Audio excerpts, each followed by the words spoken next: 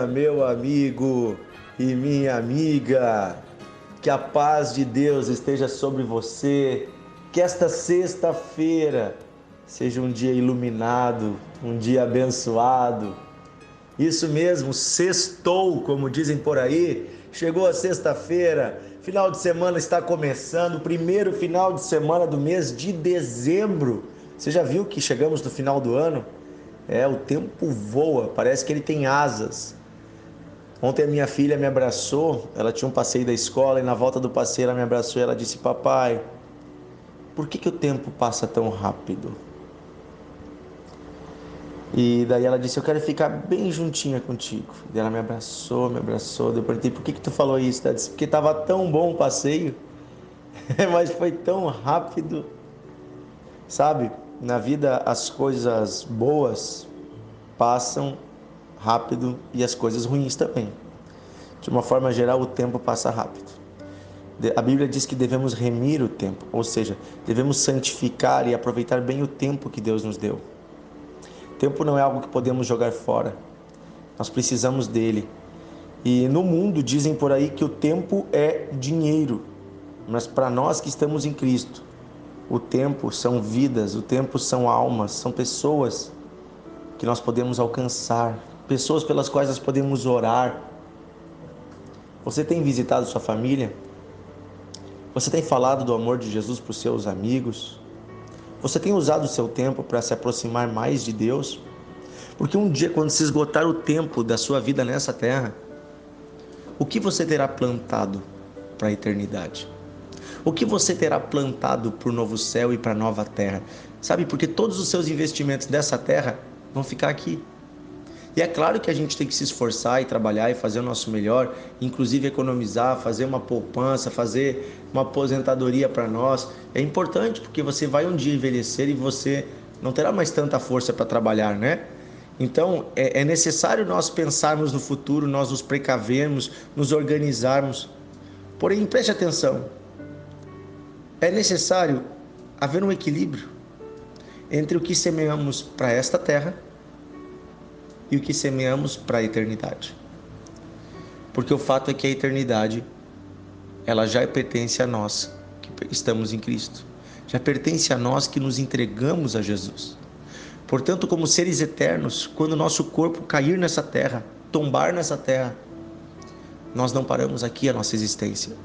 Porém, naquele lugar para onde vamos, haverá um depósito do qual poderemos sacar eternamente recursos.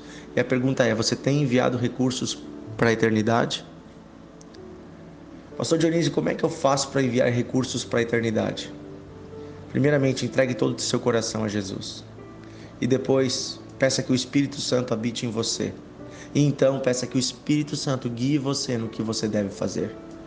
Jesus disse: não invistam seus recursos, seu tempo, suas riquezas, aonde a traça corrói, aonde a ferrugem corrói, mas depositem o vosso tesouro no céu. Sabe, depositar no céu significa investir em coisas eternas. E uma das coisas eternas são as almas, as pessoas. E é sobre isso que temos falado nos últimos dias aqui no Devocional. Sobre um Deus de libertação, um Deus que liberta os cativos, um Deus que quer salvar a humanidade e que começa salvando a nós, e quando Ele nos salva, agora Ele nos chama para nós também sermos libertadores, pessoas que levam a salvação. Por isso a ordem de Jesus para toda a igreja é: vão pelo mundo todo e anunciem a boa notícia. E nós vimos ontem um pouco da história de Moisés, em Êxodo capítulo 3 e Êxodo capítulo 4, momento em que Deus chama Moisés para uma missão. Moisés já era um homem livre, mas Deus diz para ele que: ei, existem muitos escravos do teu povo sofrendo, e eu quero libertar essas pessoas, eu quero usar você. E Moisés inicialmente ele acha que essa parada não é para ele. E Deus então diz: eu vou te dar as ferramentas. E o Senhor transforma aquilo que Moisés tinha de natural em algo sobrenatural. Deus pega aquele cajado que Moisés usava para enxotar ovelhas e ele diz: ei, eu vou usar esse cajado para enxotar os poderes desse mundo, para enxotar os demônios, para enxotar Faraó. Você com esse cajado conduzia ovelhas, agora você vai conduzir um povo inteiro, milhões de pessoas sairão das terras do Egito, da escravidão, para uma nova vida. E eu estou dizendo hoje para você, meu amigo, minha amiga, Deus quer usar você com as ferramentas que você tem, agora revestidas de um sobrenatural de Deus, revestidas de uma autoridade especial. Deus quer usar você com o que você tem e sendo quem você é, Ele vai qualificar você, Ele vai aprimorar você para que você faça a vontade dEle. Eu acho muito bonito, e é o texto que eu quero ler hoje, Êxodo capítulo 4, versículo 20, diz assim: Então Moisés tomou sua mulher e seus filhos, fez com que montassem num jumento e voltou para a terra do Egito. Moisés levava na mão o cajado de Deus. Eu vou ler de novo. Então Moisés tomou sua mulher e os seus filhos, fez com que montassem num jumento e voltou para a terra do Egito. Moisés levava na mão o cajado de Deus.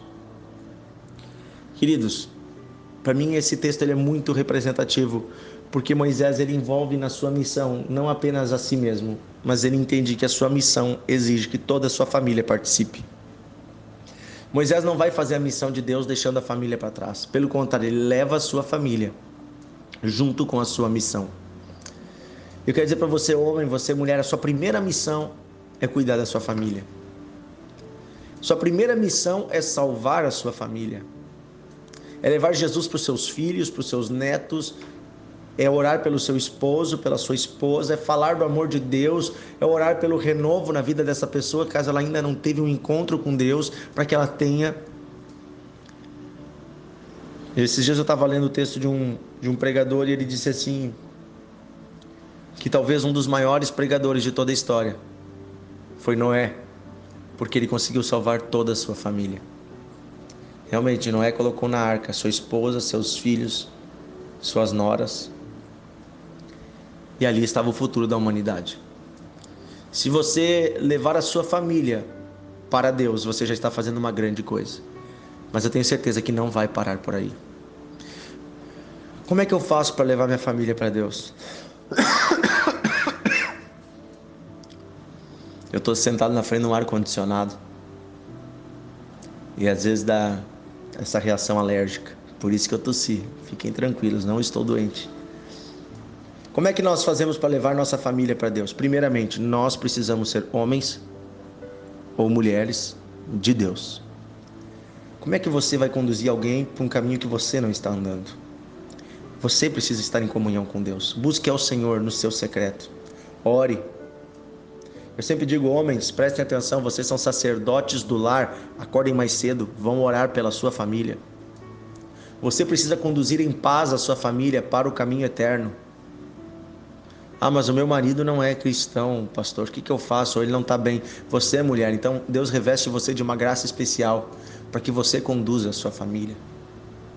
Faça você o papel que deveria ser dele. Acorde mais cedo, ore, jejue pela sua família, haja com amor e Deus vai dar sabedoria.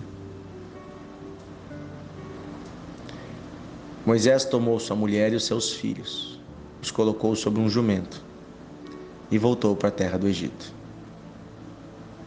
Moisés levava na mão o cajado de Deus. Veja, aquele cajado que antes ele dizia que era dele, agora ele diz que o cajado é de Deus. E eu imagino Moisés que saiu do Egito, agora voltando para o Egito. Tantas lembranças, tantas coisas ruins que ele viveu lá. Mas isso me faz lembrar de um texto que diz assim: onde abundou o pecado, superabundou a graça de Deus. Vamos repetir? Onde abundou o pecado, superabundou a graça de Deus. Quando eu me converti, quando Deus converteu meu coração a Ele, fazem quase 17 anos, eu disse: Senhor, no que eu posso te servir? E Deus me mandou voltar para um lugar onde antes eu agia como um filho das trevas, dentro das escolas. Eu era envolvido na minha adolescência com um movimento estudantil e organizava passeatas e movimentos onde eu incitava os jovens à violência, à raiva, ao, a, a um tipo de atitude que não era agradável a Deus. Eu usava a minha liderança de uma forma equivocada, colocando ódio nos corações e conduzindo para um caminho que não levava para a vida, mas levava para a morte.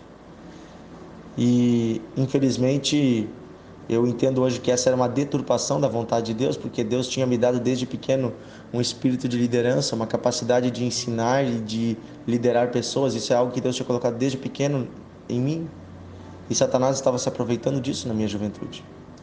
Porém, quando eu voltei-me a Deus,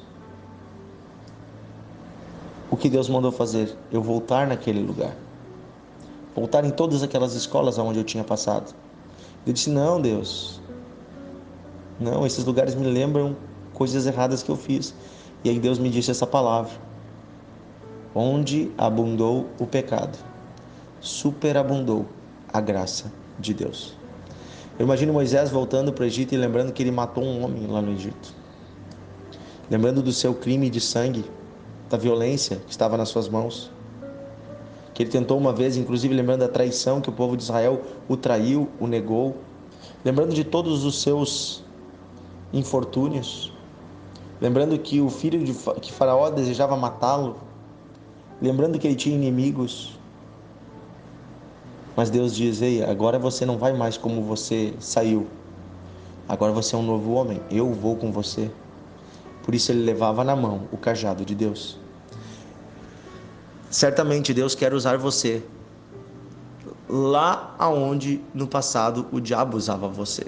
Com aquelas pessoas. Uma das alegrias que eu tenho é que hoje eu tenho comigo na igreja irmãos e amigos que eram amigos na época que eu estava perdido. E eles andavam comigo no erro, na noite, no pecado.